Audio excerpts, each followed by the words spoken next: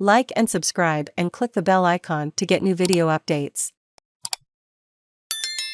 NSW Police remove climate protesters from Mosman Spit Bridge as they call on government for large firefighting fleet. Climate demonstrators, who added further chaos to Sydney's crippling morning traffic, have vowed to return to cause more disruptions as they made their demands to the Australian government. Climate protesters were dragged off a major Sydney road as they called on the government to supply more tools to protect Australians during the bushfire season. Members from the Fireproof Australia group caused morning traffic to come to a standstill on the Mosman Spit Bridge, in the city's east, around 8 a.m. on Tuesday. The 5 demonstrators braved the miserable rainy weather to occupy all 3 southbound lanes of the busy thoroughfare. They sat down on the wet bitumen holding 2-metre red banners with their group name emblazoned on the front. Stream more news on climate change with Flash, Australia's biggest news streaming service. New to Flash? Try 1 month free now. NSW Police arrived on the scene moments later where the banners were ripped from the protesters' hands.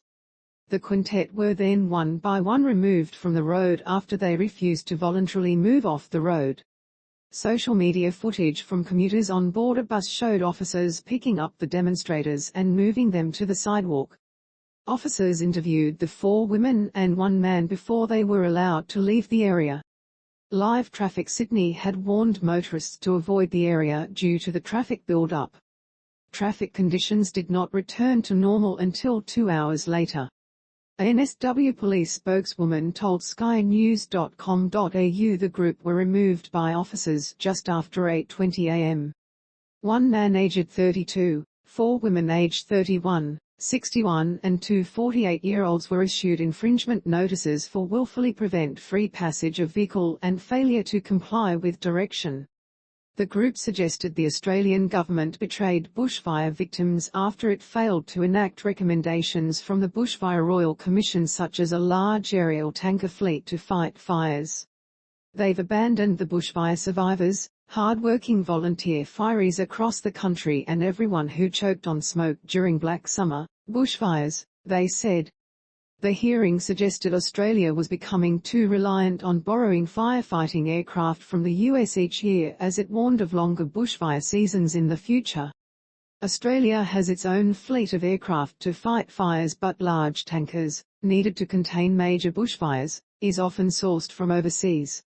David Littleproud, who was Emergency Management Minister in 2020, said authorities would happily support plans for the country's own fleet but wanted direction from the firefighting community.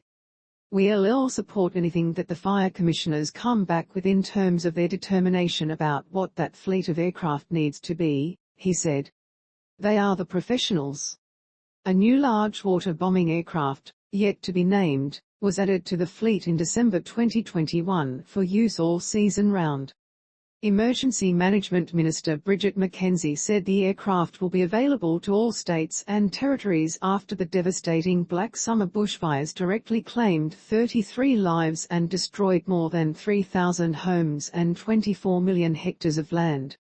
Usually, we lease craft for our bushfire season proper, she told 2 GB in December.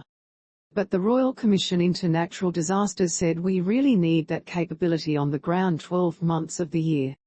2 ex-US military Black Hawks, which can drop up to 4,000 litres each load, were also commissioned by South Australian aviation group Aerotech for year-round use.